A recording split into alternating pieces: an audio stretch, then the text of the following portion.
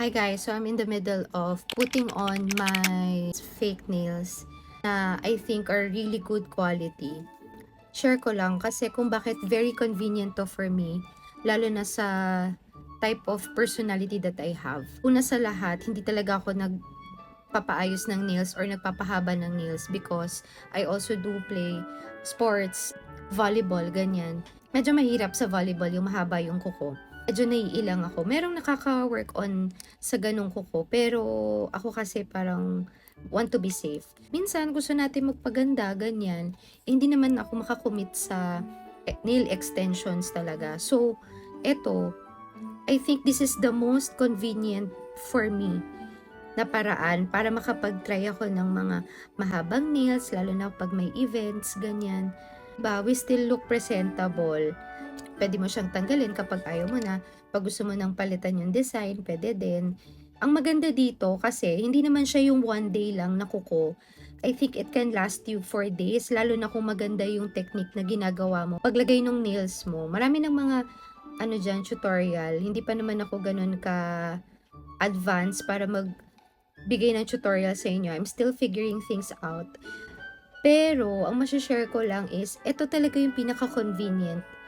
And if you are the same kind of girly like me, ito talaga yung pinaka-mas suggest ko na gawin nyo. Lalo na yung, ito yung bibilhin nyo na na nails. Yung, ayan o, matigas siya.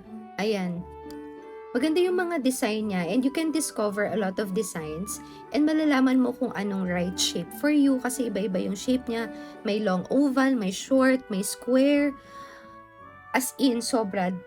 The possibilities are endless. Hindi mo na kailangan mag-isip pa kung ano kaya yung babagay sa akin. Baka mamaya ilagay doon sa salon tapos, hindi pala bagay.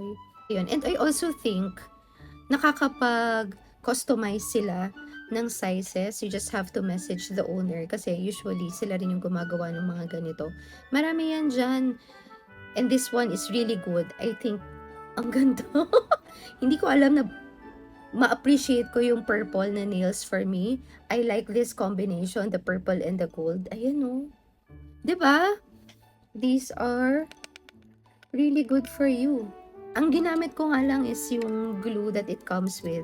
Final ko, pusher. I think this is just a adjustment phase kasi hindi nga ako nagkukuko madalas. Maikli lang yung kuko ko. So may mga sensation lang na mahaba yung kuko ko. Tapos parang shocks. Alam mo yung naiisip mo na baka matanggal.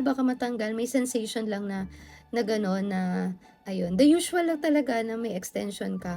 And then, there are also options na naka-glue, ganyan. Kung gusto mo talagang mapatagal to. But I think it is really, really possible. Ako naman na very short term lang yung gusto dun sa nails. I think this is good enough for me. Love it. Bye!